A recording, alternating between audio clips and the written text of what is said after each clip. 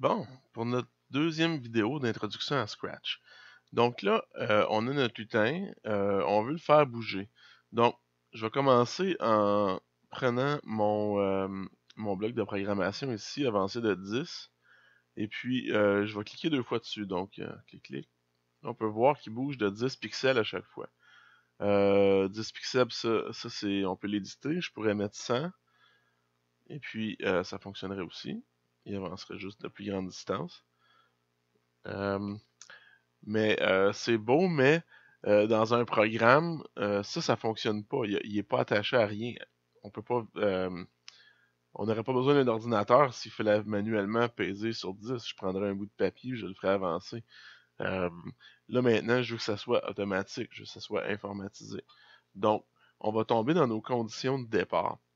Les conditions de départ, c'est bien important en programmation. Pourquoi? Parce que si je prends l'exemple de mon lutin ici, si je lui dis je le place là manuellement, et puis je lui dis d'avancer jusque là, puis je veux qu'il commence là au début de chaque programme, mais il doit savoir qu'il commence là au début de chaque programme.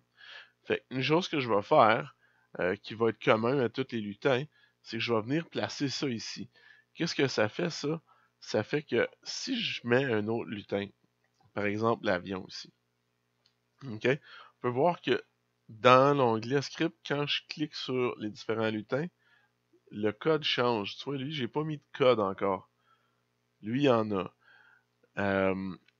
Puis, si je veux tester le code pour mon lutin, ben là, je pourrais cliquer ici, puis là, il avancerait de 10.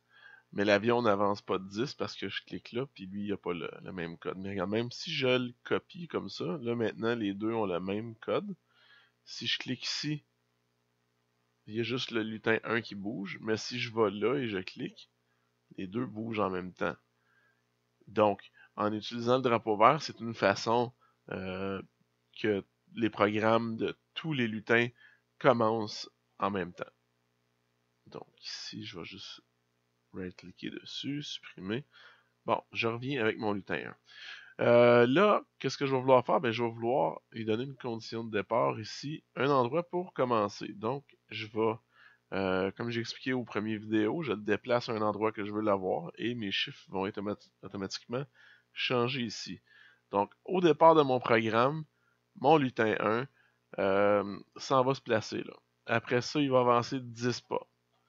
Donc, fait que peu importe ce que je vais faire, si mon lutin est rendu là à la fin, au début du programme, il se replace là, puis il avance de 10. Bon. Là, je vais le faire marcher. Je vais le faire marcher comment? Je vais le faire marcher avec des boucles. Des boucles très importants en programmation. Okay? Ici, on a la programmation orientée objet, donc chaque lutin a son script, mais aussi on peut mettre différents items qui commencent tous en même temps, mais qui sont séparés. On n'a pas besoin dans ce cas ici. Donc c'est vraiment chaque chose qu'on veut créer va avoir son petit bloc de programmation.